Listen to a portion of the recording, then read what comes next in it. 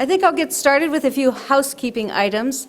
My name is Carrie Jennings. I'm Research and Policy Director for Freshwater Society. Welcome to the Moos Lecture featuring Dan Egan. I'm so pleased that you're all here tonight. I know that I see a lot of familiar faces in the room, and many of you are members of Freshwater Society. If you're interested in joining this fine membership, we do have membership material at the front table. And if you sign up tonight, you will get a free calendar, I'm told. They're still good through the rest of the year. I also want to acknowledge the work that we do. This is one of our few public outreach events of the year, the Moos Lecture Series, sponsored by the College of Biological Sciences, and tonight with the Canadian Consulate, EOR, and the Board of Water and Soil Resources as sponsors. But for the most part, Freshwater Society is probably that background freshwater organization. We're the longest lived nonprofit working with water in the state. We work on drinking water quality and quantity and clean surface water. But we do it a lot behind the scenes. We developed capacity among our citizens through our Master Water Stewards program, a 9-month certificate program that has now been going for a few years. So we have people out in the community learning how to be better water stewards and working in their watershed districts. And then we also do policy work. So as a research and policy director, I'm helping to compile the science to inform sound policy at the state level. So if you'd like to sponsor our work, please stop by the table on the way out. To facilitate our evening here and get the best questions promoted, we've asked you to use a web app called Pigeonhole Live. So on the outside cover of that 11 by 17 great map of the Great Lakes, you have the instructions for how to log in to the guest wireless service here at the University of Minnesota. And at any point during the lecture, you can enter a question. And if you don't have a smartphone, have the person beside you do that. And then you can vote on questions and get them promoted higher in the list. And those will be the questions that our moderator will be asking Dan at the end of the talk. So this is a very egalitarian, introvert-friendly way to ask a question. And it's one of the few times where we're going to say you're allowed to use your phone during a lecture. I do ask you to turn the ringer off, but we won't shame you for looking down at your phone. And now I would like to introduce Paul Connors from the Canadian Consulate. He is the Council of Foreign Policy and Diplomacy Service, and he has a few things to say about our shared ownership of the Great Lakes.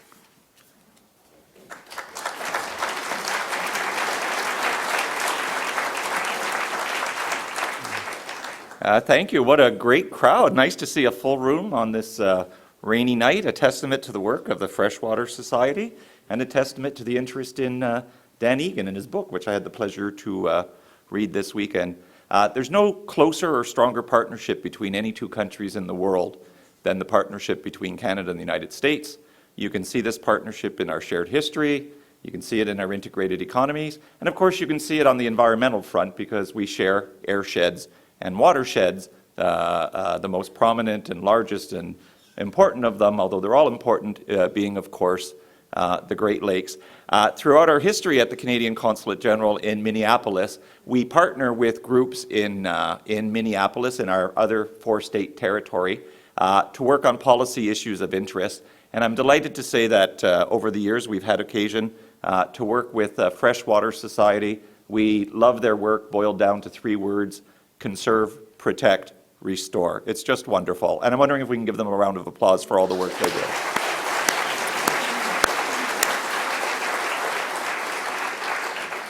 The other thing that our Prime Minister, Justin Trudeau, has told us to plug all throughout this year at all public remarks is that this year is Canada's 150th birthday.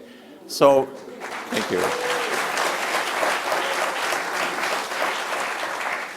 And to show you a couple examples to show you the integrated nature of North America. If you say, well, Paul, if we're all so integrated, how come you're only having your 150th birthday and we're up to 230 something?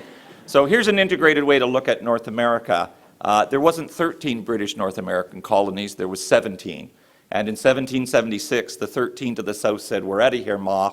And the other 4 said, we'll stay at home for another 80-some years. If you want to, another example, again, to laud the Freshwater Society, Steve Woods, who's here tonight, its executive director and the team that do all the work, he and I are so integrated. Steve's wife's Canadian and my wife's is American. The last plug I want to get in, which I'm not supposed to do, is to Dan Egan himself. So we're delighted to sponsor to help bring tonight's event. We've sponsored on the event in Duluth, so if you like it tonight, tell all your friends and family that may be up on the Iron Ranger in Duluth, because Dan's going to do it again next month in a few weeks in Duluth, and we're going to support that as well. What I don't want to take away any of Dan's thunder, but when I went and I thought, well, is this going to be a technical book or an easy read? Dan, of course, is a journalist. It was such an easy read. My mother-in-law is here with me tonight. I read the book on the weekend, and on Saturday she said, it's beautiful outside, stop reading, get off the couch, get outside. So I got off the couch and went outside into the sun, and I sat on the deck and I read the book.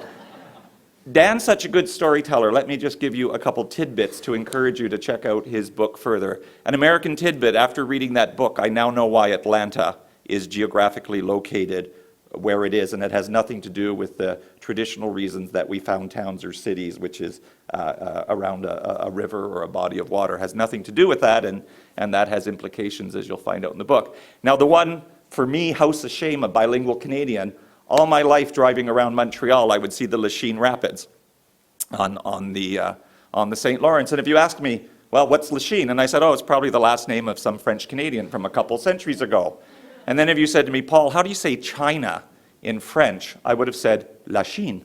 And we forget that when we opened up this continent, what everyone was doing was trying to find a trade route to Asia. So the early French voyageurs, as they were going up the St. Lawrence River, and they got to these rapids near what is today Montreal, they called them La Chine, China, because they thought going up the Great Lakes, they were on the way to China. All of that's in the book, so keep that in mind.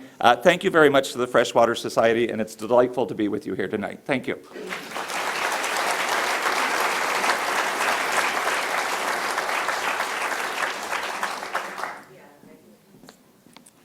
And now it is my pleasure to introduce Dan Egan. He's a reporter for the Milwaukee Journal-Sentinel, although he's been doing a lot of time at the university in Milwaukee, teaching a class, and he's going to have a one-year residence next year at the university.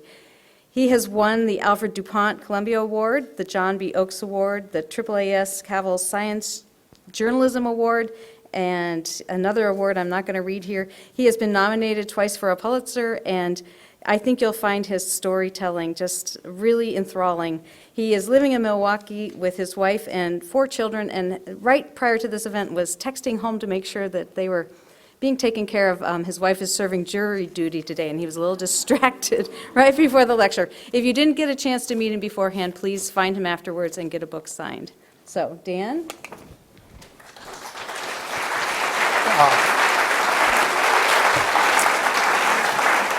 Thank you. Is the mic on? The mic is on. Thanks so much to the Freshwater Society and to the university for having me here. I'm thrilled that the book is getting so much attention. When you were talking about doing a question and answer session with cell phones, for the introverts out there, I could totally sympathize, and I had a quick little fantasy that I could just stay behind the curtain and answer all my questions on my cell phone. But this comes with the territory of book writing these days, so I'm doing it. And what I'm doing tonight is actually my first PowerPoint presentation, so I hope I make some points with it. It should go all right. I'll just start out by introducing you to where I am from. And this is a picture of Green Bay, Wisconsin.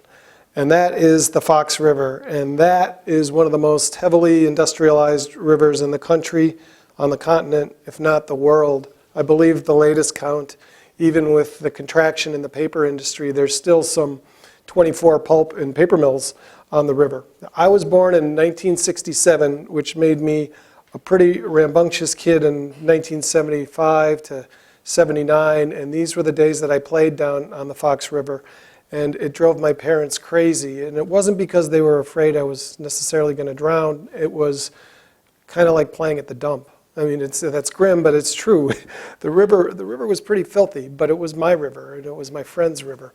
And just as an aside, I remember in one area just below a dam across from a paper company where a number of my friends' parents worked, we used to grab little nuggets of sulfur off the riverbank, and we would bring it back to our houses and light it on fire to smell the sulfury stench and watch it ooze like lava. And it was, I remember thinking, it's like a low-grade firework and it's nature's bounty, how wonderful that this river is giving us this. And it was later that I learned, I believe it's a byproduct of the pulp making process.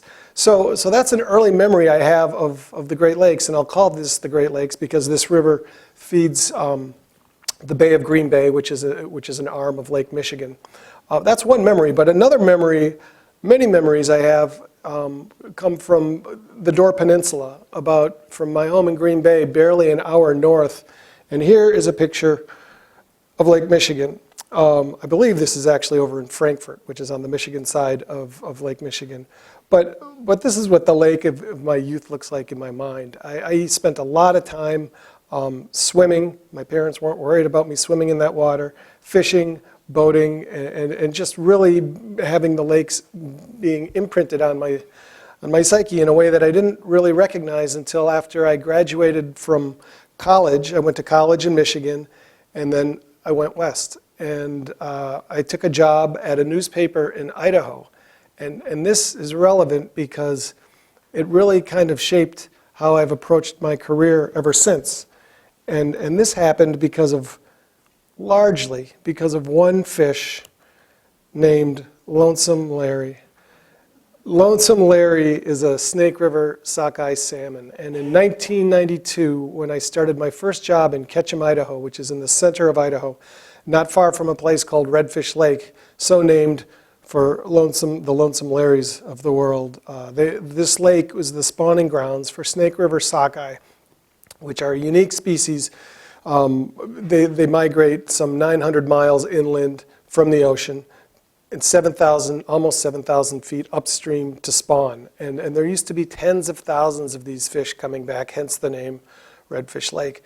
By 1991, they weren't counting them by the thousands or even by the hundreds. As a matter of fact, in 1991, I was sent to cover a vigil a number of times during the summer. On Saturday nights, they would have people standing at the outflow from Redfish Lake, where there was a fish weir where they could trap every single salmon that would make the trip back. And Larry got his name for a good reason. In 91, he was the only sockeye salmon to make the return. And so he was mounted in that lonesome kind of way and put on display at the Idaho Department of Fish and Game offices. What they did with him, though, is they harvested his sperm and they pumped him full of hormones in a way that allowed him to produce sperm for another several weeks. And that was frozen and put into a captive breeding program that has kept this species off the endangered species list ever since, although it's still teetering. So this is 1992. I go to work at some other papers out west in Idaho Falls and Salt Lake City, and then in August of 2002, I moved back home as a general assignment feature writer for the Milwaukee Journal-Sentinel. I didn't come back as an environment reporter, but I will say that there is no better way to get an appreciation for that Great Lake system on your maps there than to go live in the desert for a decade, and you come back with a whole new sensibility about the value of fresh water, economically, environmentally, and emotionally. So one of my first weekends back in Milwaukee, I am walking along the Milwaukee harbor-front with my then toddler daughter. She was barely a year old, and it was spawning season for Lake Michigan salmon. And you could see right at the marina breakwall hundreds of fishermen going after probably thousands of fish. And I got a little juice out of that because I was sad in a way about moving from the west back to the more settled Midwest.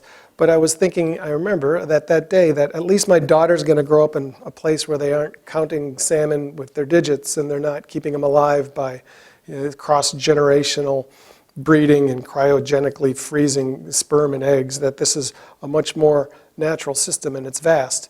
I didn't know what I didn't know at that point, and I started to learn that day that the Lake Michigan salmon, particularly the ones on the western side of Lake Michigan, where Milwaukee is, aren't really that wild or natural.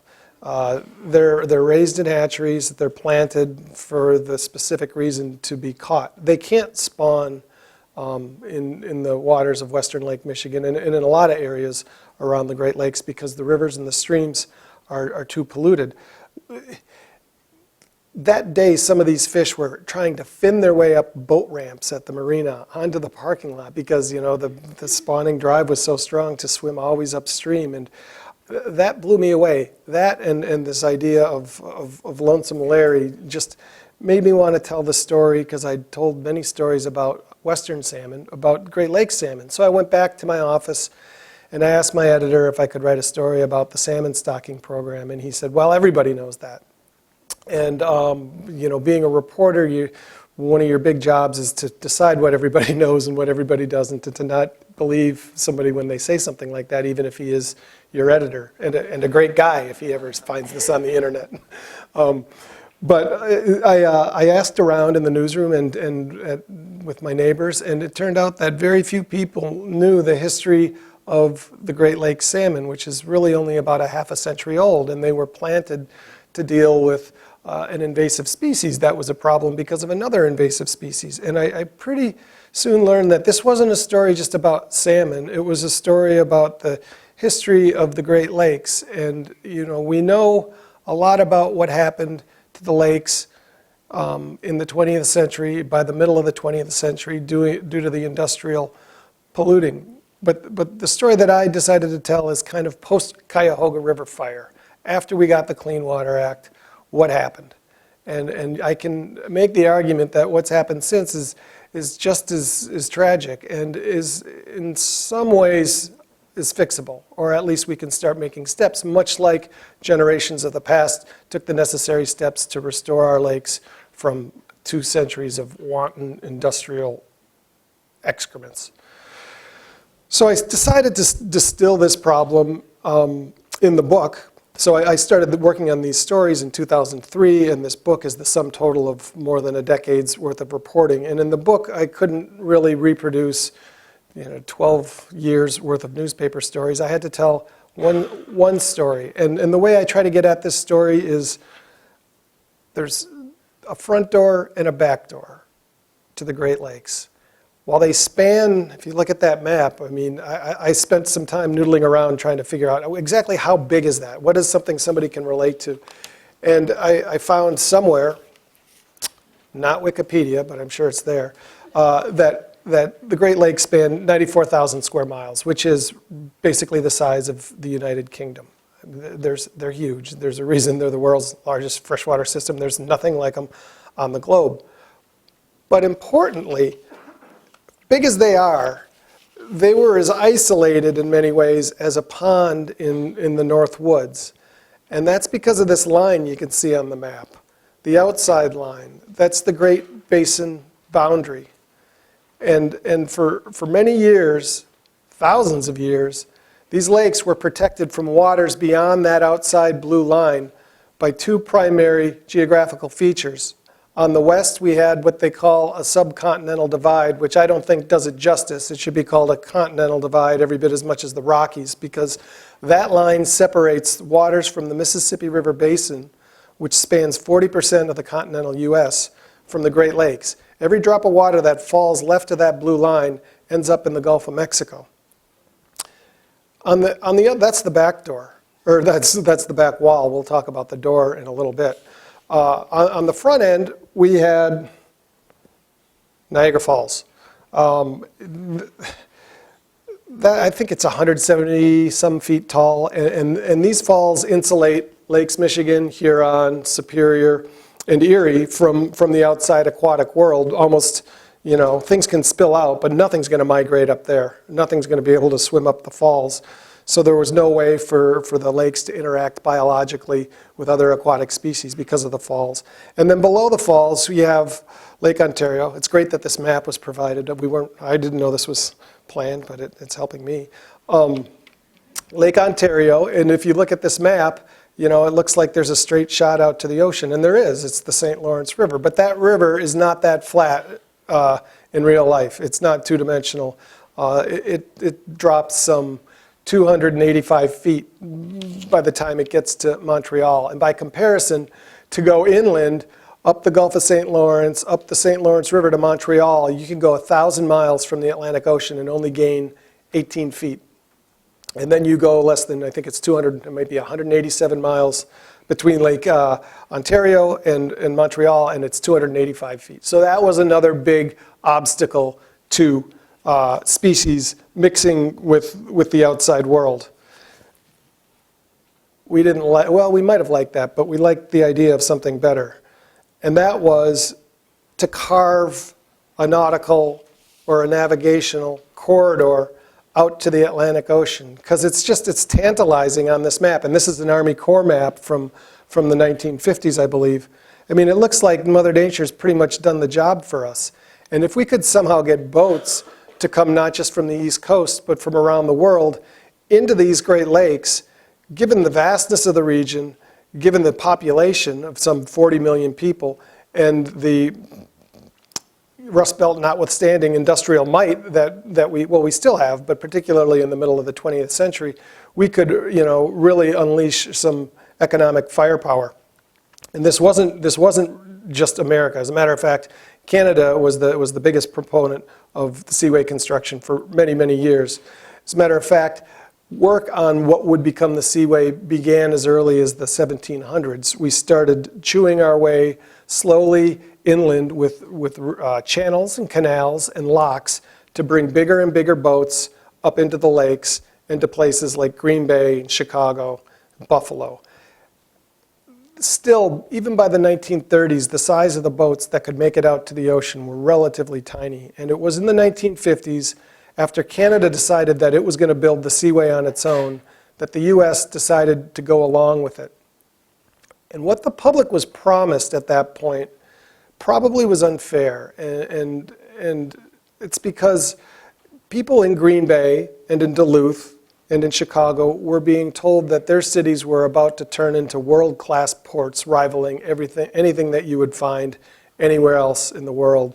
That suddenly the streets would be bursting with sailors from all over the world. I mean, this is a picture or a PDF of my newspaper, or a predecessor of it, the Milwaukee Journal, from 1959 when the Seaway opened. And I don't know how much you can see here, but these are models, modeling the fashions coming in from all over the world. And they talk about the olives that were arriving and the wines and stores. They were opening specific stores in downtown Milwaukee to market all this St. Lawrence bounty. Here's a little clip of how it's all being described. And we were promised the world, and we didn't get it.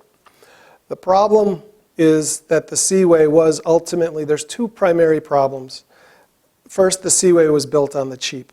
It met fierce resistance from US coastal cities and states who were worried about the competition, Boston and Baltimore, New York, of seeing Chicago all of a sudden receiving all the cargo that would normally be offloaded in New York and trained or trucked or whatever into the Midwest.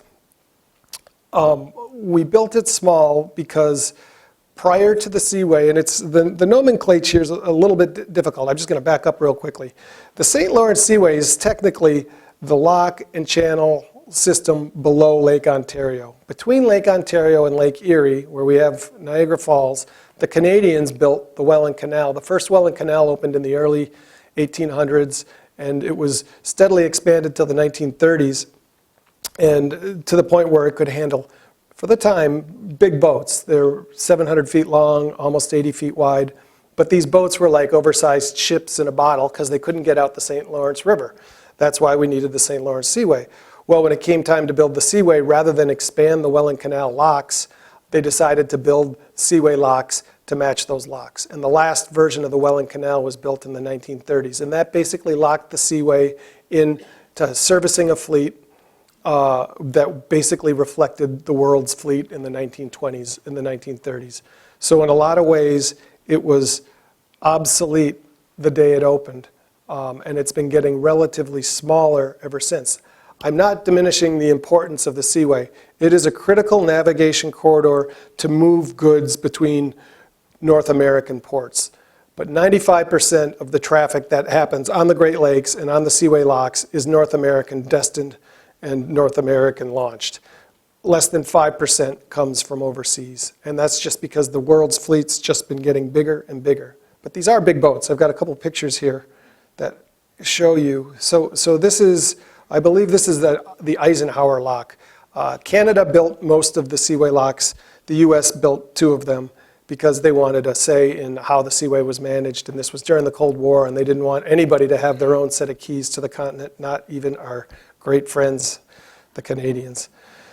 So this is a seaway lock, and this is how tight the passage is. There is one place in upstate New York where boats actually go over a highway. There's a bridge. It's hard to tell if it's a bridge or it's a tunnel, but you can just be driving down the road and see one of these freighters going over your head. It's basically an aqueduct. And then as it threads its way through the Thousand Island area of the St. Lawrence River, I mean, you can see these boats are coming within, mere feet of the shore. It is an exquisitely tight squeeze. But because of the size limitations, what we're getting today mostly from overseas via the seaway are not high-value goods like Sonys, and Toyotas, and Nikes. We're getting basically inbound steel coming from overseas, and these boats leave with grain. And as I mentioned earlier, it's a fair amount, but it's a small sliver of Great Lakes shipping overall. And to give a little perspective on it, I don't have these numbers in front of me. I just thought of this because I was in Minnesota. But in some of my earlier reporting, I remember noting that Duluth in 1958, the year before the Seaway opened, was busier as a port than it was, I think, when I did this story in 2007. It was moving more cargo. So I want to stress that the Great Lakes and the Seaway are important, but they're not the link to the world that we hoped they'd be. I mentioned that there were 2 reasons. One was the size, and the other is ice. You can't have a world-class global shipping corridor if it closes down for 3 months of the year. I mean, how are the car companies going to get their clutches in this era of just-in-time delivery? So it needs to be opened perennially, and that's just hasn't been a possibility. They've explored it, and we'll talk a little bit about plans to explore the Seaway that were pursued about a decade ago. But I think we pretty much have the Seaway that we're going to get for the foreseeable future. So we didn't get the cargoes that we wanted, but we did get some cargo or some goods that we didn't want. And it started before the Seaway officially opened in 1959. It started with the early construction of the Welling Canal and right around the same time the Erie Canal. And one of the first unforeseen consequences of opening up this navigation corridor was this, sea lamprey. So there's some debate about whether sea lamprey had been able to slither or fin or worm their way up from the East Coast into Lake Ontario prior to the canal construction. But there is no question that they were not native to anything above Niagara Falls. The first sea lamprey was discovered above Niagara Falls in 1921, I believe. By 1941 on Lake Michigan, commercial fishing crews were still harvesting some 6 million pounds of lake trout annually, and about the same in whitefish. By the end of the 1940s, those lake trout were gone and the whitefish were basically gone. And it was a similar story on all the Great Lakes. These fish are so deadly, they're parasites. What they do is they don't eat their fish, they suck the life out of them. They take this round mouth of theirs attached to the belly of a fish and then just go to town. This is a picture of a lamprey, a picture of a lake trout, and a picture of the guy who arguably saved the Great Lakes back in the 1950s. His name is Vernon Applegate, and he worked for, I believe it's what the U.S. Fish and Wildlife Service, but as a doctoral student at the University of Michigan, he wrote a dissertation learning everything he could about the lamprey. And so these things were swimming by the tens of millions, if not more, in the Great Lakes by the time he started researching them in the 1950s. And the idea was, we've got to take out these lamprey because they've taken out the lake trout, and the lake trout were basically the wolf in the ecosystem. They were the governor of energy. They controlled everything below. And when they were gone, forage fish just exploded. The system got knocked completely out of whack. So, you look at the size of these lakes and you think, how do you poison a body of water this big? Well, Vernon Applegate figured out that you don't have to poison the open waters. You only have to poison relatively few rivers and streams where these things go to spawn and where they spend most of their life burrowed into the sediments of streams and rivers until they reach maturity at about age 7 and spend a year and a half out in the open lake going to town on these fish. Each one of these can take 40 pounds of fish out during its 18-month open water period. So they set out looking for a poison that would be lamprey specific, and it took a long time. Here's a section I'd just like to, because you guys are all much more water literate than many of the people I've been speaking to. I've been going to bookstores, so I'm trying to keep this at a level where I'm not going to bore you because you already know it, and I think a good way to do that is to introduce some of the historical research I did while writing this book. I haven't read it, and I don't think I ever will.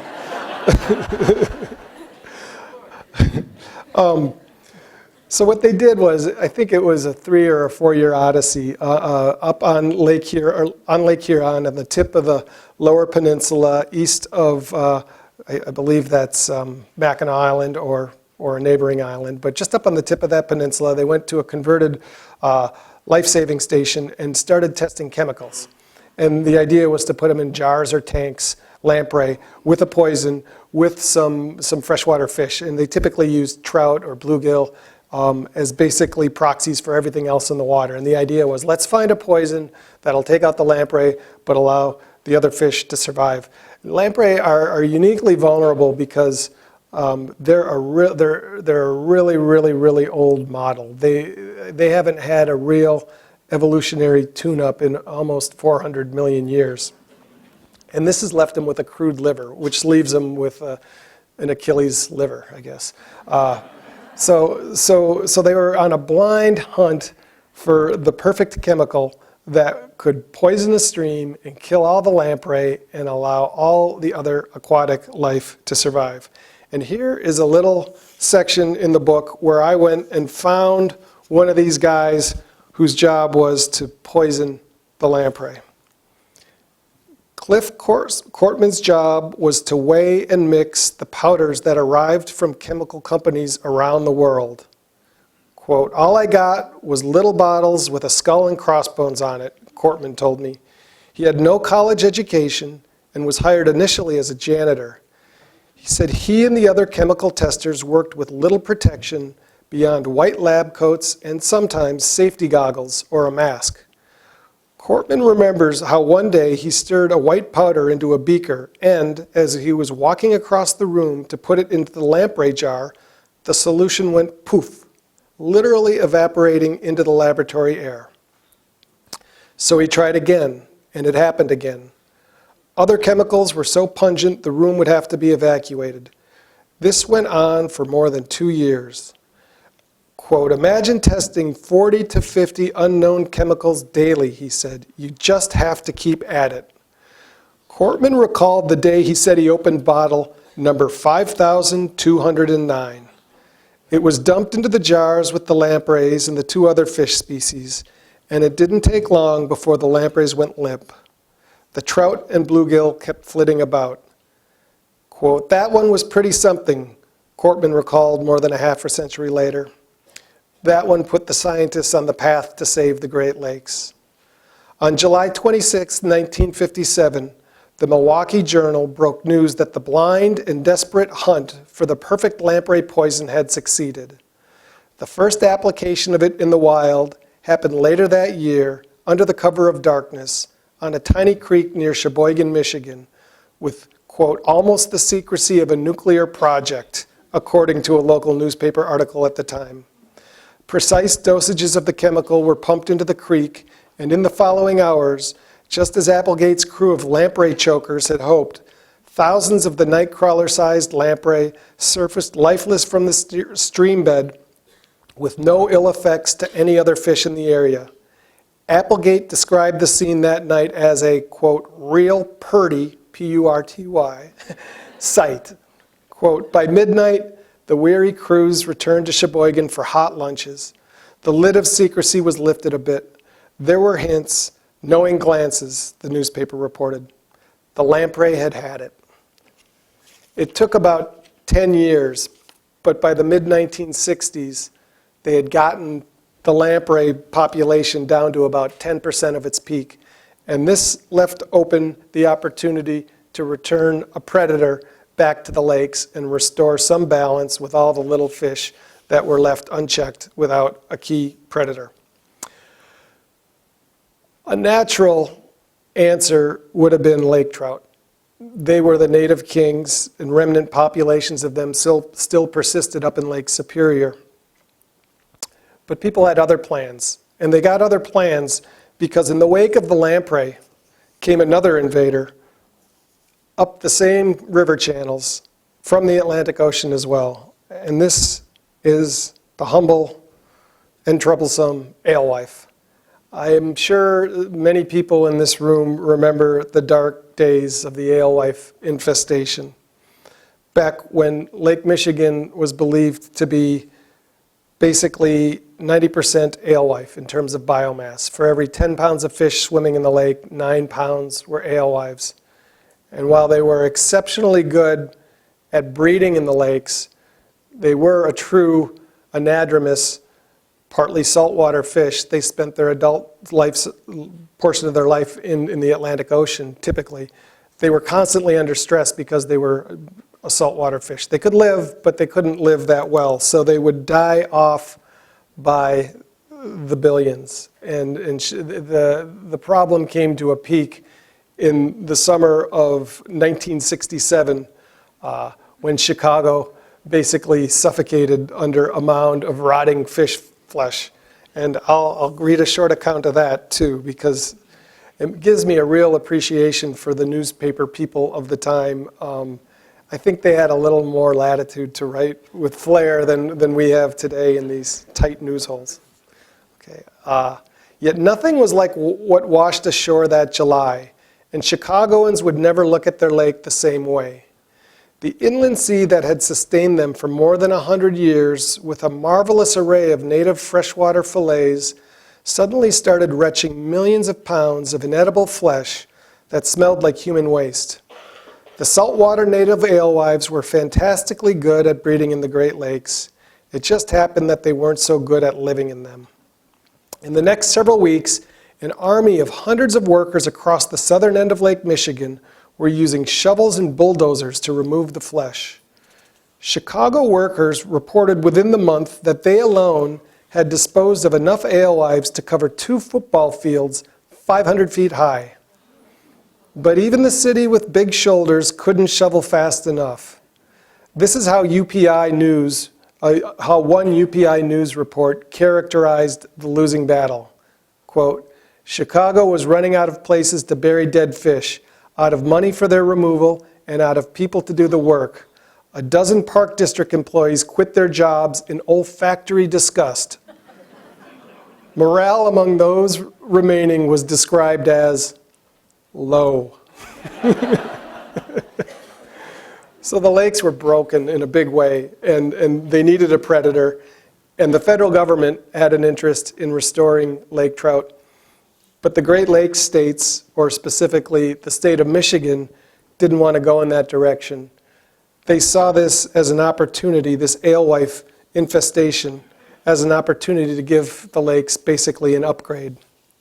They wanted to bring in a fish that wouldn't sustain commercial fishermen, but that would really tantalize recreational fishermen, the guys and the gals who would spend big money on big boats and big trips, and revive lake shores that had basically been turned into ghost towns since the fish, the big fish, the fish that anybody was willing to go out on the lake to eat, to catch, were gone.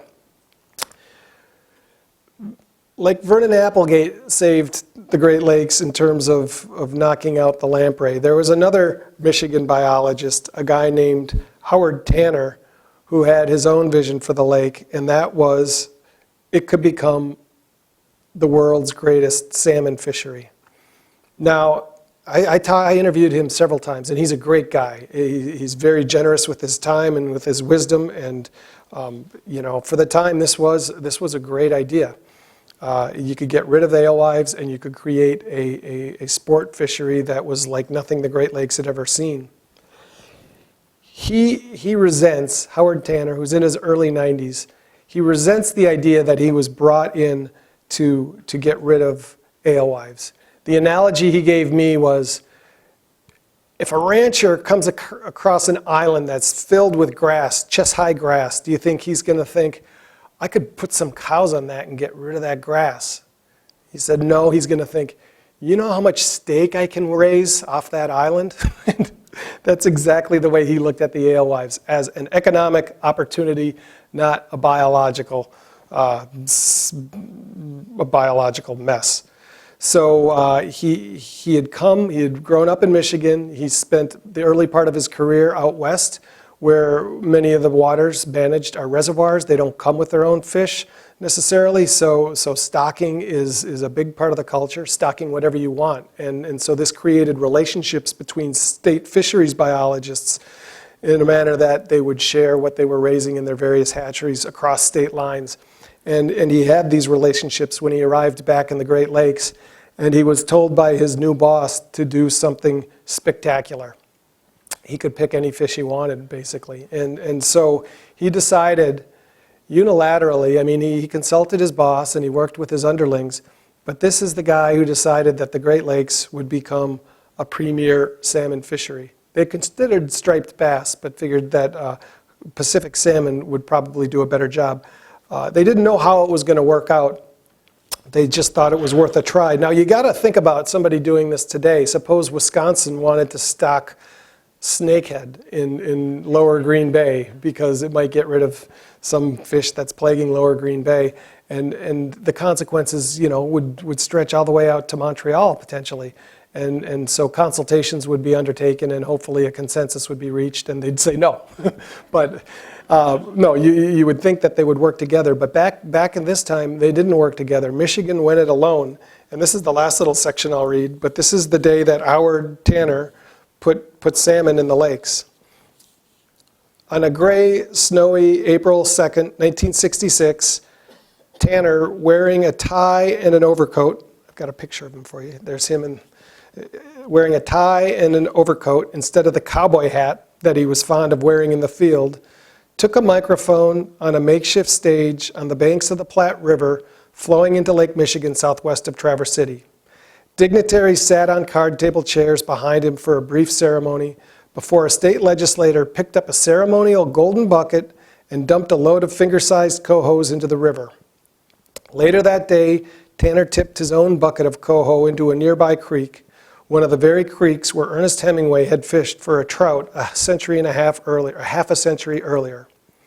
It was a bittersweet moment. Tanner had already quietly agreed to take a new job as a professor at Michigan State University. Quote, I stood on the banks of Bear Creek, he told me, and the truck left and the photographers left, and I stood there in the snow, watching those fish go down to the mainstream, wondering how soon, how big, end quote. Would the fish survive to adulthood? And if so, would they return to the rivers and streams in which they were planted? Would they, as some scoffed, swim east for the salty allure of the Atlantic Ocean? Would they just become fish food? Or would they begin to reproduce on their own and alter life in the Great Lakes in a manner no one could predict? Tanner took his worries home and confessed them to his wife as they sipped cocktails. Quote, I remember telling her, I'm either going to be a hero or a bum, he said. Whichever it is, it's going to be loud and clear, and it's going to reverberate for a long time. And he wasn't a bum. His salmon planting program proved wildly successful. I mean, it created what today is known as a $7 billion recreational and commercial, but primarily recreational fishery on the Great Lakes. But those days are numbered, and that's because these invasions didn't stop with the sea lampreys or the alewives. As a matter of fact, that was just the first wave. I mentioned earlier that just a very small percent of the world's fleet can actually squeeze its way into the seaway. And they didn't bring the cargo that we hoped for. But what they have brought are dozens of unwanted, some might call them invasive species, that have really fundamentally altered the lakes in a way nobody could even ponder at the time that they were discussing whether or not to build the seaway. The lamprey alewife problem was really kind of, you can look at it as a top of the food chain problem. The next wave hit the food chain or the food web at its most vulnerable point, and that is the bottom. And none of these invaders have been more disruptive than zebra mussels and quagga mussels. They arrived in the lakes in the ballast tanks of these ocean freighters. Now, ballast tanks are used to stabilize a freighter on open water if the cargo isn't balanced or if it's empty, so the boat doesn't bob like a cork. They're not built to float on the top of the water. They're built to push through the water. And if they don't, it can be deadly. I mean, a properly functioning ballast system is just as important to a freighter as properly functioning wing flaps are to an airplane. So it's not something to be trifled with, but it's also hugely problematic for the Great Lakes. And this is why we now have, I think the number is 59 new species that have been, or invasive species that have arrived since the seaway opened in 1959. And these are the biggies, the zebra and the quagga mussels. What they've done is just fundamentally alter the way energy flows through the Great Lakes. The plankton populations at certain times a year on Lake Michigan, for example, in the spring, when there's basically a bloom and it's kind of like just our lawns, the way they explode in May, there's a similar bloom on the Great Lakes that really carries the rest of the food web through the season. That's now at about 10% of what it was pre-mussels. And when the mussels are collapsing, everything below it, with the mussels exploding, everything below are collapsing. I mentioned earlier that the Army Corps talked about expanding the seaway in 2002. And when they did, they put together a study, and they wrote at the time that, oh, yeah, you know, more ships with bigger ballast tanks will probably mean more invaders, but we've seen the worst that, the lakes have pretty much seen the worst that they're going to see. It's kind of like that apocryphal story about the patent office in 1900 when they were saying there's nothing new to invent, we can close the office. This was in 2002, okay? And they talk specifically about zebra mussels. Quagga mussels arrived from the same way from the aboard ballast, in ballast tanks on freighters from the Caspian Sea basin as zebra mussels. They're very closely related.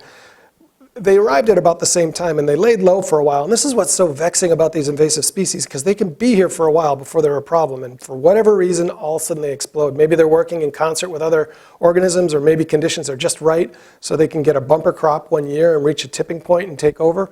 But in 2002, quagga mussels, nobody had really heard of them. And here's the Army Corps is telling us, yeah, zebra mussels have done about as much damage as you're going to see. Well, this is what happened. Look at 2005. So that study comes out in 2002. Quagga mussels, this is Lake Michigan. Quagga mussels basically didn't exist in the lake. Today, they've done what nobody thought anything could do. They've gotten rid of zebra mussels. And they're at densities. Can you read the densities there? I mean, it's baffling that in certain areas they could be found at 100,000 per square meter. And if you think they're about fingernail-sized organisms, and you think, how could 100,000 of those fit on a square meter? Well, they're not, you know, sitting there one-dimensionally. They stack on top of each other. And now, if you were to drain Lake Michigan, you could walk from Milwaukee to the 80 miles across the lake to Muskegon, Michigan, on a bed of quagga mussels. And there's just a huge filtering system that has just taken out everything above it. Which brings me to this sad picture. This is the last commercial fishing boat in Milwaukee. It happened to be up on the Door Peninsula when this picture was taken. It pulled out in 2011 because the fisherman who was fishing at that time ran out of fish. I was sitting in his living room when he was telling his parents, and he was a fourth-generation commercial fisherman. And at that point, he was fishing out of Milwaukee, and the only species left were chubs, which is just kind of like Lake Superior's lake herring, a smaller species, but very popular. Or it once was very popular. Now it's It's still popular with people who like to eat it. It's just not popular out in the water.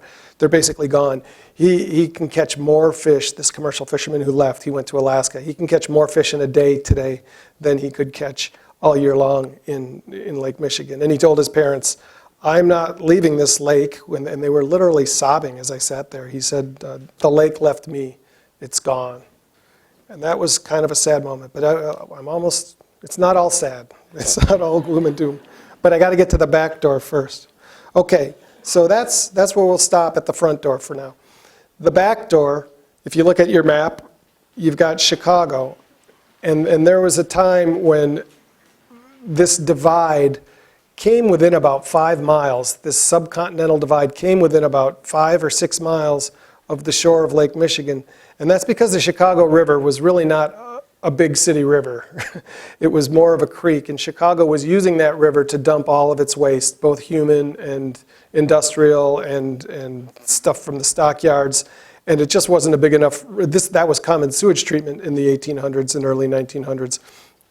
But it didn't have a big enough flush to push it out into Lake Michigan far enough to get it away from the city's drinking water intakes. And so Chicagoans were getting sick by the thousands. There's been some numbers thrown out there that in the 1880s or 90s, as many as 80,000 people a year were dying from cholera. It wasn't that bad, but there were thousands of people who were dying. And Chicago decided that the answer was to not stop dumping in the river, but just tilt the river backwards. So it flowed away from Lake Michigan, through this subcontinental divide, into the Mississippi River Basin, into the Mississippi River, down to the Gulf of Mexico. One big grand flush. It was like Lake Michigan was the toilet tank, and the Chicago River was the toilet, and I don't know what that would leave the Gulf of Mexico, but a big receptacle. And it worked. It was a great idea, and it was huge at the time. This is the construction of the Chicago Sanitary and Ship Canal, which opened in 1900.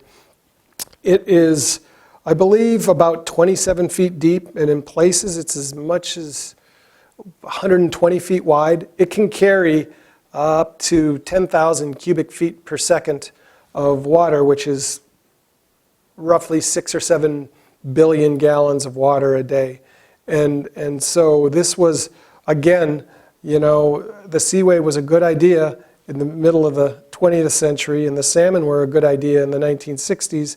And this seemed like a good idea in 1900, but the consequences of replumbing this continent took a while to come into focus, but they're crystal clear now. And that brings us to this.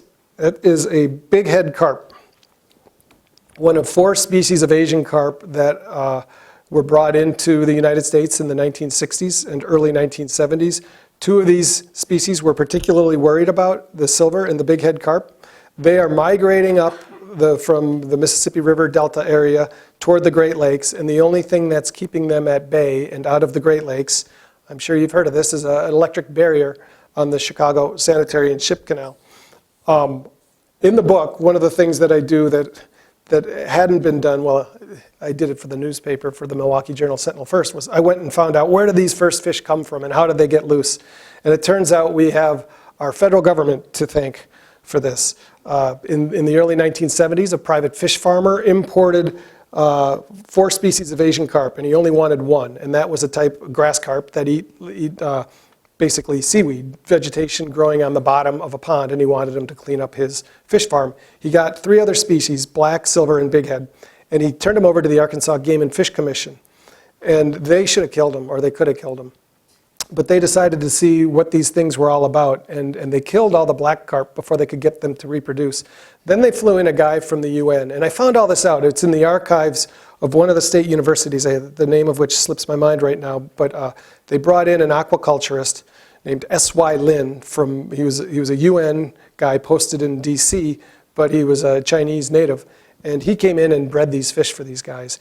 And when they started raising them, they realized that they were devastatingly good at squeezing or sucking all the plankton out of a water body. That's how they feed. Their mouths are always open, and they have special gills that just suck the floating material out of the water. And they can grow to 70 to 80. Some have even come in at 100 pounds. And the numbers that I see out there is they can eat 20% of their weight a day in plankton. So they're really good at what they do. So this was the 1970s, And Arkansas waters were like waters everywhere. They were dirty, they were filthy. And so the Game and Fish Commission entered into an agreement with the United States Environmental Protection Agency to deploy these fish in sewage treatment experiments. And the idea was to drop these fish in sewage lagoons and have these fish gobble up all that floating sewage. That was phase one. Phase two was to harvest them and take their flesh and sell them as food so you'd get money to fund the sewage treatment. This was during the late 1970s, during the Carter administration, and things changed with Reagan. Specifically, it changed with the FDA. The Food and Drug Administration decided or ruled that any fish swimming in human sewage was not going to be available at your grocery counter. So because they had such a hard time getting the fish to breed, they really didn't know or believe that they'd be able to reproduce in the wild. And they were unfortunately very, very wrong. And they've been going to town ever since. Stretches of the Illinois and Mississippi rivers are now like alewives, 90% Asian carp. And this is a commercial fisherman. His name is Orion Briney. I just had to put it there because it's such a great name. He fishes for Big Head. And the day that I went out with him, he caught 13,000 pounds of these fish, which are processed, put on boats, and shipped to China, frozen. That same year, the commercial perch quota on Green Bay was 20,000 pounds. So he caught 75,000 or 75% of the whole quota for Lake Michigan and perch in one morning. And the worry is that these could get into the lakes and do similar, make a similar mess of the lakes. I don't think that that's really realistic. The zebra and the quagga mussels have already gone to town on the lakes as far as plankton, but that doesn't mean that the fish won't thrive in the rivers and the harbors, which happens to be where all the people tend to congregate. And as you saw in this picture, and you probably know, these fish jump at with the whir of a boat motor, and they can be, it's only a matter of time till somebody dies. They knock people out, they knock teeth out. I've seen people bloodied by them. He actually spoke here, Dwayne Chapman, and he might have mentioned this, he will not go out without a hockey helmet when he's doing his research on the river. And we don't want that to happen to the Great Lakes. But more importantly, perhaps, than these carp coming up is the Chicago canals, what's coming out of the canal, and that is basically anything that invades the lakes. And so now we have mussels invading the West. And just to give you a real quick sense of what's at stake out West, psychologically, these guys are doing everything they can to keep mussels spreading from lake to lake to lake. Finding jet skiers up to $5,000 if they don't go through checkpoints, even if they're local jet skiers and people know that these jet skiers are only recreating on this particular lake. If they don't go through the checkpoint, they'll still get a $5,000 fine. What happens to a ship coming up the St. Lawrence Seaway that doesn't flush its ballast tanks, which is now required of these ships to prevent the introduction of more species? They have to say they won't discharge their ballast water in the lakes. If they do, the year that I was doing this reporting, there were only a handful in the previous 2 years, but they were getting fined $3,000. So jet skiers were getting bigger fines than boats that can carry millions of gallons of water. The shipping industry is doing a lot. They are flushing their tanks. They've agreed to go along with installing ballast treatment systems, but that's also a case in court, and there's a movement afoot in Congress to actually turn this ballast water management over to the Coast Guard instead of the EPA, so we wouldn't have Clean Water Act protections in terms of ballast water. So this is important that these two doors get shut, and there are ways to shut them. I don't advocate in the book that they should ever shut down the St. Lawrence Seaway. It's too important as a regional transit corridor, but I do think they should put on the table the idea of not letting these ships in until they can demonstrate that they are adequately treating their ballast water so we don't get another invasion. I'm not saying do it, I'm saying look at it. And as far as Chicago, we now have a miraculous thing called sewage treatment. And we could engineer a system where Chicago could do what every other Great Lakes city does, and that is treat its water and then put it back in the lake in a manner that allows people to continue to swim and to fish and to enjoy their lakes, just like people had for hundreds of years before we started doing what we've been doing to them. Okay, real quickly, this is a gloomy story, but it's not all gloom and doom. These doors, if they're shut, nature finds a way, and nature is finding a way on Lake Huron already. The mussels I mentioned have just totally devastated plankton populations, and that's taken a huge toll on fish populations. But something else has happened in the last 10 years that gives me and a lot of people reason for hope, and that is another invasive species came up the St. Lawrence Seaway. The round goby, it came from the same place as the mussels, the Caspian Sea Basin. It came the same way aboard ocean-going freighters. This thing is evolutionarily built to go to town on mussels. Anything that can eat a goby is going to do just fine. It turns out salmon can't or won't deign to go to the bottom, bang their noses around in the rocks, and grub out a living on gobies. But native lake trout do, and native walleye do, and native whitefish do, even though whitefish aren't really a piscivore. They're not built to eat fish, but if it's a goby or death, they're picking gobies. But this is bad news for the salmon fishery. But the salmon fishery is built on the back of alewives. And neither of those, I mean, if you think about it, we've got a Pacific predator eating an Atlantic invader, and if they both go away, it would be very difficult. And they have gone away on Lake Huron, and it's getting wobbly on Lake Michigan.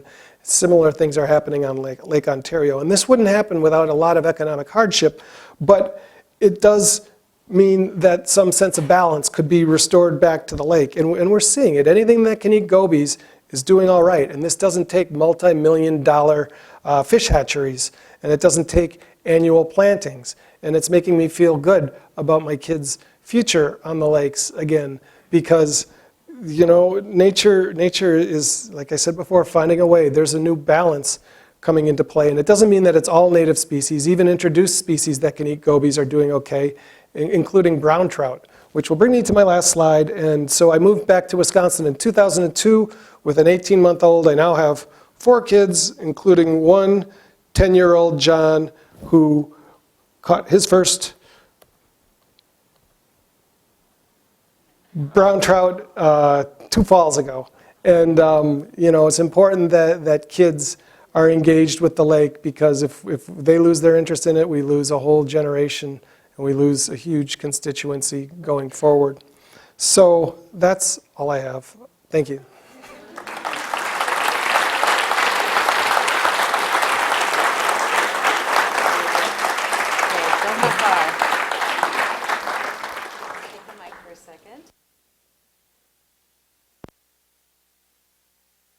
Possible. And I need to introduce Dr. Valerie Forbes. She's going to field the questions that you've all entered into Pigeonhole and promoted through that voting process. Dr. Forbes is the Dean of the College of Biological Sciences, and she is fairly new at the University of Minnesota, maybe a year in, right? I think she chaired one of these events last year. Previous to her deanship here, she was at the University of Nebraska-Lincoln, and prior to that, she spent 20 years in Denmark at Roskilde University and was the founding head of the Department of Environmental, Social, and Spatial Change. Her research interests are very appropriate for this topic. They extend across quantitative ecology, environmental management, and she's had a particular focus on population ecology and modeling and the fate and effects of toxic chemicals in aquatic systems. She has received a doctorate in coastal oceanography and a master's degree in marine environmental science from SUNY at Stony Brook. And she serves on the editorial boards of several international journals. So please welcome Valerie, and we'll have Dan Egan come back to the stage. Do you want to have a microphone somewhere? Is there a second mic for Valerie? I think you might have to share. Okay, we can share. Yeah. Is there, I have this. You have just the one. You might have to pass it back and forth, I think. Okay.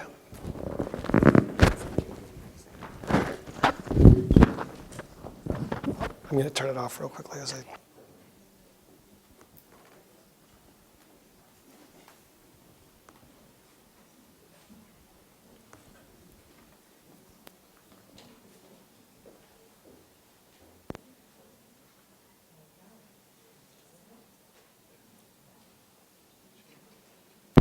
There we are. Okay, there we are. Well, thank you, Dan. There's the other microphone. Okay, you can have that one. Well, thank you very much for that. That was extremely fascinating, if slightly depressing in parts, but not entirely depressing. Let me, while we're getting the questions up there, let me just start with the question. Given the increasing interconnectedness of the planet, including our aquatic resources, it seems to me that these invasions are just that it's impossible to expect they're not going to occur, that we can't prevent them. And so we need to figure out effective ways to deal with them so we don't further mess up the system. And you had some good examples of how when we kind of don't know what we're doing, we, mess up further. Yeah, I mean, there is no way that you'll ever, completely seal off the Great Lakes from the potential of new invasions. But we were talking a little bit about this at lunch today. There's also, no way you're not going to die. That doesn't mean that you can just, buy a carton of smokes and, eat all the ribeyes you want. You want to do what you can to keep the ecosystem healthy. And one of the points that I really hit on in this book is that this is a pollution every bit as troublesome as traditional pollution, industrial stuff. And we fixed a lot of the industrial problems with the Clean Water Act. This stuff you can't fix by plugging a pipe or capping a smokestack. It doesn't decay, it doesn't disperse, it breeds. And so I think we need to do everything we can to keep the next invader coming in, because once it's in, it's really hard to figure out what it's going to do. And there is going to be a new balance reached at some point, but that's a painful transition in a lot of ways. And the people who survived the initial onslaught of the lampreys would testify to that. Yeah. And I do think that distinction that you make between the chemical pollutants that degrade and disperse versus the biological ones that breed is a really interesting distinction there. I want to make sure we go to our audience. And I hope you've all been able to use Pigeonhole. This is a really cool way to ask questions. So please also vote, and I will read the questions out. I'll turn myself around so I can see them. And keep asking, and we'll go on. So, how would cuts to the EPA impact the Great Lakes? Well, I'm sure many people have heard that in the early days of the new administration, the president's budget included a 97% cut to the Great Lakes Restoration Initiative, which is a wildly popular program in the region. It's basically our version of the Everglades Restoration or the Chesapeake Bay. And it's been in place since 2010. And it's done a lot of good work in terms of habitat restoration, cleaning up. We don't call them Superfund sites in the Great Lakes. They're areas of concern, but cleaning up toxic sediments. They're very important programs, but they're not the only thing that the lakes need. The lakes need tough laws, and they need enforcement of those laws. That being said, everybody wants clean water and healthy fish. This isn't a partisan issue. And when you look at the states involved in the Great Lakes Restoration Initiative, this is done with great political peril. When you think about Michigan, Ohio, Wisconsin, Pennsylvania, all battleground states, and all filled with Republicans and Democrats who want and will demand clean, safe water. And the same is probably true of the Sea Grant program. Absolutely. As well. Yeah. All right, good. What is the future of the water war? Will we be sending our water elsewhere? Well, we have a thing called the Great Lakes Compact that was passed, I believe, in 2008, which was a remarkable achievement, because what I think it showed was what we can do as a region when we act together, when the states get together and the two Canadian provinces and speak with one voice. And what this agreement does is it basically prohibits large-scale diversions outside that blue line on your map. The idea being that water taken over that line doesn't come back, and if you get enough straws into the lakes, they'll begin to diminish. The compact does come with an exception that allows water to go over that line as long as the treated wastewater is sent back. It basically requires a city to engineer itself into the basin. And that's a big test case. This water war is being waged right now just in the western suburbs of my hometown of Milwaukee, and it's the city of Waukesha that's seeking, I believe it's 8 million gallons of Lake Michigan water a day, And the mayors of the Great Lakes cities have resisted it, but the governors have given it its stamp of approval. It could be headed for court. It'll be interesting to see. But I also think that this is a long war. This is a slog. Congress and the president ratified the Great Lakes Compact almost a decade ago, but what Congress gives, Congress can take away.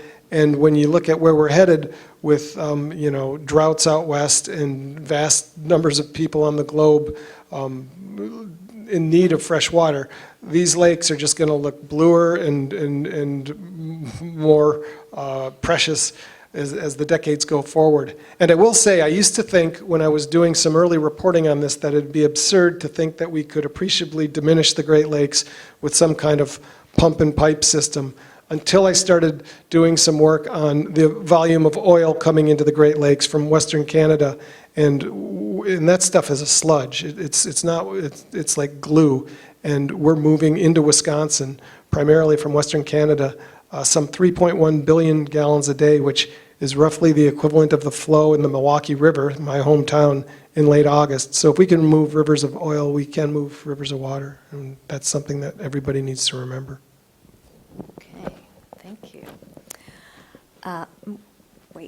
Okay, how effective has the Great Lakes Commission been in the management and protection of the Great Lakes? Well, the Great Lakes Commission is kind of, it's got a dual role to both pursue economic development in the lakes and to protect them. The problem, I think, and I don't have an answer for this, but the Great Lakes it's a very complicated thing to manage, given all the jurisdictions. You've got 2 countries and 8 states and 2 provinces and thousands of local governments. And the Great Lakes Commission can't wave a magic wand and say, this is going to happen for the Great Lakes. I mean, I think they've done a great job helping coordinate response to certain issues in the region, but the future of the lakes doesn't hang with what the Great Lakes Commission does or doesn't do.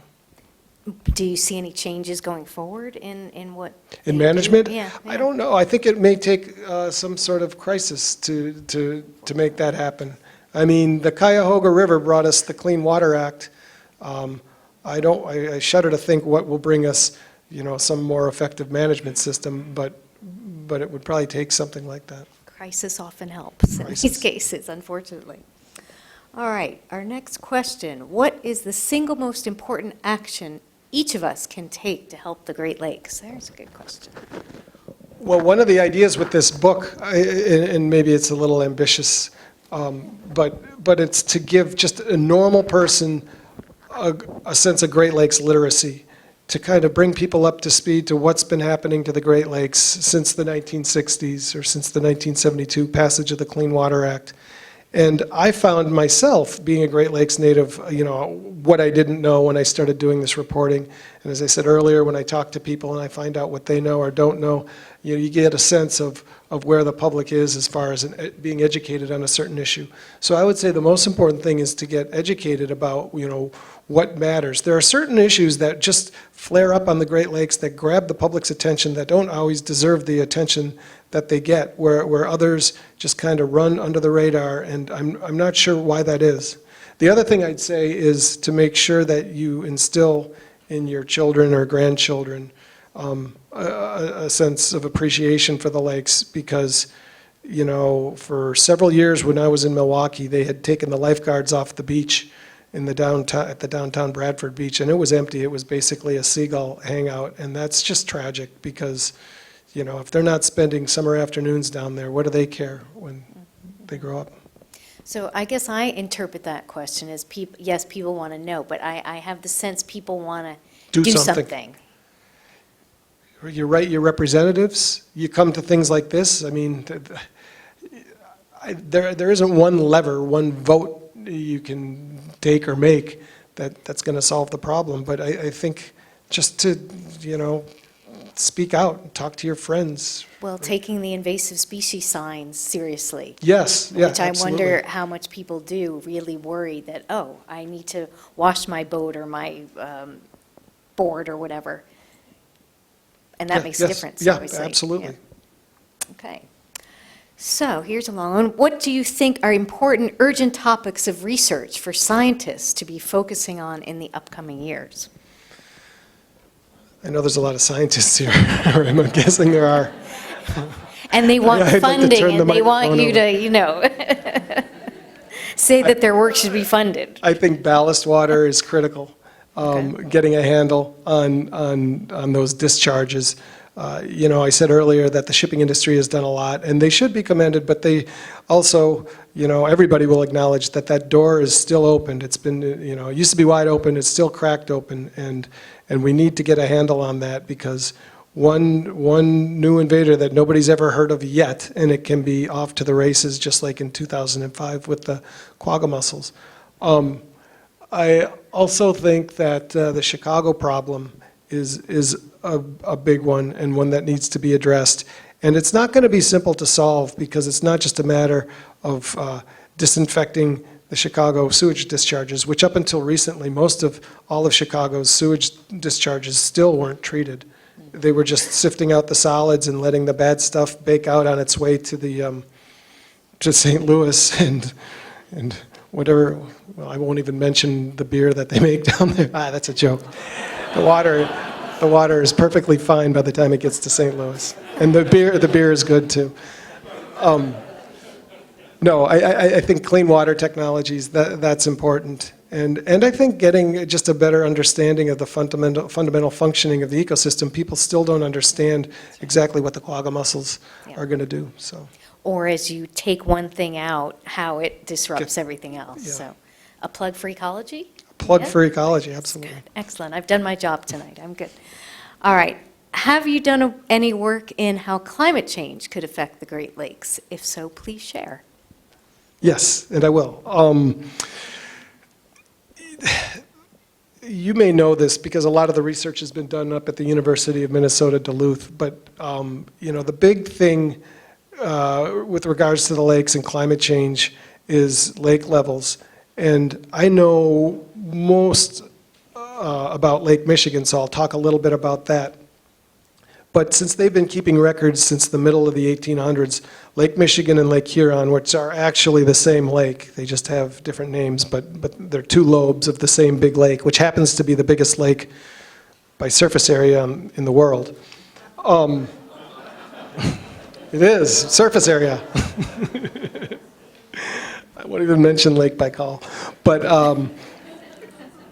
so the average level of Lakes Michigan and Huron it's really, this average number is kind of a mythical number. I think it's 578 feet, 578 point something above sea level. That's the surface level of the two lakes. And they're rarely at that level. They're either on their way below it or on their way above it. And there's these undulations, and they happen seasonally by about a foot, and then they can happen over a decade by as much as 3 feet below that line or 3 feet above that line. So that means there's a 6-foot swing between record high and record low. What's happening with climate change is we're getting less ice cover on the lakes, and that's allowing heat to start building, the water temperatures to start climbing in the lakes as early as March. So they get a jump, a running start on lake temperatures to the point where they're reaching levels that would have been absurd even 20 years ago. In Lake Michigan, a mid-lake buoy in early July a few years ago registered at like 82 degrees or something. And that was an anomaly in that there was a pocket coming through there, but it still was a spike that nobody had ever seen before. So this is important because when the cold air comes in, the gales in November, or just the big winds, if the lakes are warmer than average, evaporation kicks in, and that is really the big factor in this balance that keeps the lakes at the level that they've been. And so while some of the people that I've been talking to say that this 578 number and a similar phenomenon going on with Lake Superior, while the average level will stay the same, the swings will become greater. So you could have undulations of 8 or even 10 feet in the not too distant future. And this isn't just a number. This is critical to the economies of the region. I mean, in 1986, when the lakes reached their all-time high, the lakes being Michigan and Huron, in Chicago, Lakeshore Drive was, underwater, and this was at a 6-foot, or a 3-foot above average peak. If it goes to 5 feet, it's a big deal. And then low water is a problem too. So that's, I think, the big impact that climate change is going to have on the lakes in the immediate future. And I don't know what the solution to that is. I don't know. All right, oh my, this is a marathon question here. How will climate change and the warming of the Great Lakes waters affect the natural ecosystem and invasive species we see in the future? So a bit of an elaboration on the Yeah. first point. Yeah, I don't know. Sorry. I really, I don't know how warmer water is going to affect certain invasive species or about the acidification issue. I'll have to take a pass. Okay, you're allowed to take a pass. We'll move on. Who is responsible for making millennials aware? These questions are getting kind of weird, you guys. Okay, who's responsible for making millennials aware of the environmental, cultural, and economic importance of the Great Lakes? A summary. How do you think we get unaware people educated on the issues? You got to read it. Somebody should write a book. That's and then somebody should read it. Was that a trick question? I don't know about that one. No, I mean, we really, I appreciated the words earlier about how the book is written in an accessible way, and that was very consciously done. The way this book came about, I didn't really want to write it. I was plenty happy being a full-time newspaper reporter and raising my family, and I wanted to keep both of those. And I thought taking the time to write a book would be jeopardize. It could jeopardize one or the other, or both. But in 2011, I went out to New York on a fellowship / MA program at Columbia, and part of that program was a book writing seminar, and part of that seminar required a book proposal. So I looked at all the work that I had done at the Milwaukee Journal Sentinel since 2002, and these issues kind of stacked up like chapters, and I handed it in, and I heard from the professor, and then later from an agent, and then the book editor, that I'm writing, with too much assumption that people understand how the lakes work, and that this is really kind of a strange, interesting, bizarre story, and not to lose sight of that, and to make it a story, not just a recitation of, the big historical events in the lakes. So, I guess I'm talking a little bit too much about the book, but it really is for anybody, who knows nothing about the lakes or isn't even from the lakes. It's to just engage these types of people. Well, and having in a university setting, we do interact with a lot of millennials, and I'll just put in a plug for them. I mean, what I see is our students and young people want to have an impact. They want to make change, and change for the better. Mm-hmm. So, I mean, I think they're an audience that, I don't know, is not necessarily unaware. They're interested, anyway, in doing something. Yeah, my colleagues or cohorts or whatever they were when I was at Columbia were millennials, and they were hyper engaged in a lot of issues. I think it's always easy to kind of look back at the generation behind and think, pick it up. All right, well, I want to make sure you have time to sign your book, so I'm going to ask just one final question, and that is, among everything else, what gives you the most hope for the Great Lakes moving forward? What's happening on Lake Huron is really, it's neat. It's, the bottom of the food web over there probably looks more like the Caspian Sea than the Great Lakes did pre-settlement, but the top of the food web is putting itself together, and it's this natural balance that's going to happen, one way or the other eventually, but it's not going to happen as long as we keep introducing perturbances, and that's what we're doing with this biological pollution. So what gives me hope is if we can just give the lakes a breather and let them reach some kind of new balance, things may be okay, because the top of that food chain right now looks more like it did in any time than in the past 70 years, probably since before the lampreys arrived. All right, good. Let's end on that note of optimism.